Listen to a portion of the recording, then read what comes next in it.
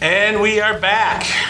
Matt Kissane here in the studio, and we are with our special guest this evening, Mr. Hugh Callaly. Hugh, how are you? I'm very good, thanks. Great. Thanks for having me out. Not a problem. Hugh and I are good friends, done a lot of projects together over the years, and man, you're a busy guy. Every time I turn the TV on for years there, I catch you in commercials or on TV shows, Early Edition, The Untouchables, Ferris Bueller's Day Off. I mean, you're just like, we're all over the place, and you're still working, still a hard-working actor, and tell us about your starting out in theater. Like, what was that like for you when you were first starting out? Well, I mean, I started kind of late. I started probably in, I want to say mid-30s.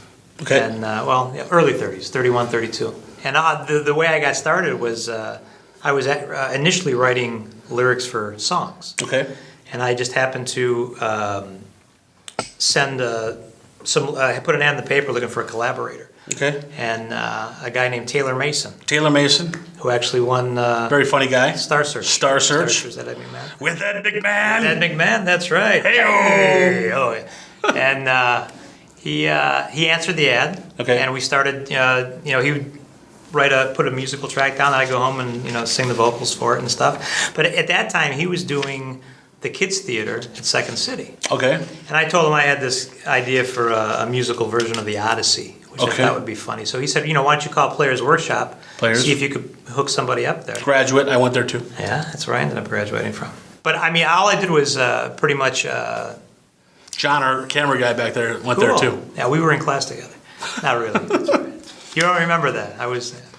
Let's skip ahead a little bit now. You were at Players Workshop. Right. Okay. And then you took some classes there, and you wound up taking some classes with some relatively pretty well-known, famous people, or? Well, not actually. I didn't take classes with those guys. Those guys came in the summer, but I graduated from Players Workshop, got a improv group together with my graduating class, and then Robert Smigel, Doug Dale, Joe Talley, they were in another group, and we all got together. Robert Smigel, of course, is Triumph the Insult Comic Dog. Right. There's a picture of him right there, just right in front of us. Look at it. And now it's gone. Okay.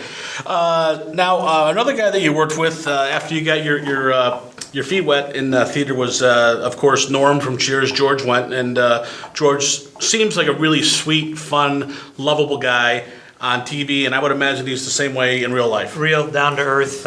He's from Beverly, South Side. Chicago person. Yeah, I mean the first time I actually kicked out of Notre Dame. Oh, really? I thought he was. I wasn't sure. Right. Well, Sue me, George. First time I met him was a group of guys were doing Wildman, Body Politic Theater. These guys were in a comedy group called Friends of the Zoo back in the 84, 85 era when we were doing All You Can Eat. Right. And that there was hardly any improv groups around there then. It was Practical Theater Company, Second City, All You Can Eat, Friends of the Zoo. Okay. We all kind of developed quite a camaraderie. Mm-hmm. And I kept bugging these guys because at that time I was trying to get away from sketch comedy. I wanted to do more theater. Okay. So I went to the guy. I saw the show, and I just really loved the show. I mean, I just loved George Wendt was in the show? George Wendt was in the show. Okay. And it was about the men's movement back in the early 90s where guys were going out in the woods and beating on drums and stuff like that. So Rob Riley, who was also one of the writers and one of the directors, I just kept bugging him. I said, Rob, you guys need an understudy. You need an understudy. Okay. Finally, they said, yeah, come on. So I understudied 2 roles. Got in there. I actually got in there for a few weeks of performances. That's how I picked up my equity card, actually. Very nice. By doing that. Very cool. But George, I never actually got to share stage space with George outside of doing the Grant Park Rally when we did the Superfans. Okay, that was great. One year. I was playing guitar in front of 250,000 people. Nice. It was kind of fun. Hey, before we go, let's bring out our pal Hugh. Nice. But George was just so kind of like, okay, here, this is where your entrance is going to be. This is where your exit's going to be. This is where your props are. This is where this is going to go out. So he was really very helpful. Now another guy that you worked with in theater, who was completely unknown at the time, back in the late '80s, was a young comic actor by the name of Conan O'Brien. Mm-hmm. Your first impression of Conan, like when you first met him, you thought really skinny. Really skinny. What do you think he's about 6'8"? Well, I think he's. let's see, I want to say like he's like 6'6", I think. What do you think you weighed back then? Back then, I want to say maybe like 170. Oh, you man, know, that's just nuts. 170. Just a skinny guy. And I mean, and to see him like just in a white T-shirt and black Levi's is really a sight. And was he like probably the whitest person you'd ever met? Oh yeah, by all means. Really? You couldn't even tell he had a T-shirt on. Oh man, because he's really white. Now, let's give you. Can I give you a real quick story? Go ahead. 88, we're doing Happy Good Show. There's a writer's strike going on. Okay. These guys, this is their first year to write for SNL. Bob Odenkirk, Robert's already been a writer, sure. And then Conan. So we're doing the show at the Victory Garden Studio Theater. We do it for 8 weeks. Okay. Strike's still on. Smigel says, let's take it out to Beverly Hills. I found a theater. We're going to put it up. Okay. It'll be great. So we put it all together. Go out there to do a dress rehearsal and get everything set up before the opening night. The strike is over, so we have to kind of remount real quick. But what was really funny was I had vacation time left over, so I was flying out on a Friday morning, flying back on a red eye Sunday night. So I would take every Friday for 4 consecutive weeks. Wow! So Conan picks me up at the airport. Okay. You've told me this. He picks me up in a red, beat up Pinto from Rent-A-Wreck. Now, this is 1988, and the Pinto was probably about, 1973? Yeah. Rent-A-Wreck. Remember Rent-A-Wreck? But just imagine him getting in and out of this car. 6'6". Yeah. Gangly guy. But he's a sweetheart. And the last time I saw him was when he was here at the Chicago Theater doing his show. Very nice. Spent time with us.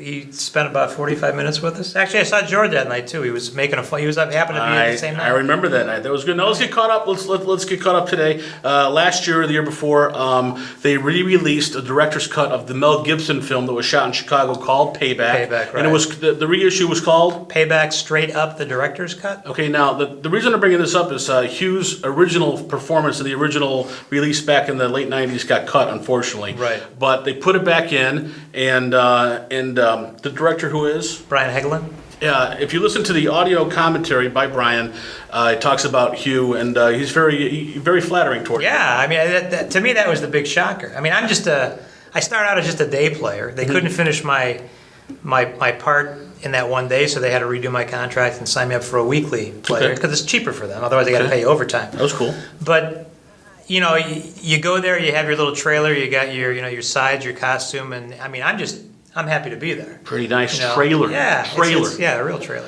Now let me ask you this: you're shooting these scenes with Mel Gibson. Any inkling that this guy is just about to go off the deep end? No. None at all. Not at all. Seemed like a pretty nice guy, because I remember you telling me about it. Yeah, well, it was really funny, because that morning I get there, I had a 7 o'clock call. I get there, I go to the makeup trailer, and on one end of the makeup trailer is Mel Gibson, and I'm on the other end. And I'm waiting for an opportunity where I can say, I'll be in a scene with you today, and never came, so I just kept my mouth shut.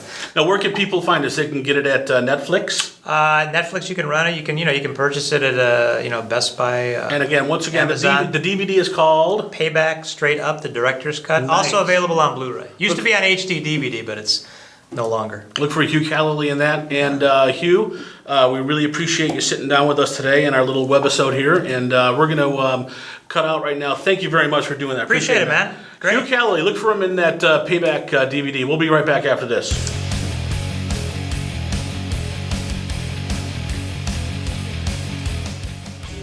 Hi, this is Matt Kissane, and I'm here to talk about a pretty important thing. And that is touching yourself in public, okay? Some of you may think that it's not illegal, but I guarantee you, folks, it's very, very illegal, and you could probably wind up in jail for several years, maybe for the rest of your life. So please, I'm talking to you. Don't touch yourself in public, and if you are thinking about doing it later today, think twice. This is Matt Kissane, and this has been a public service announcement.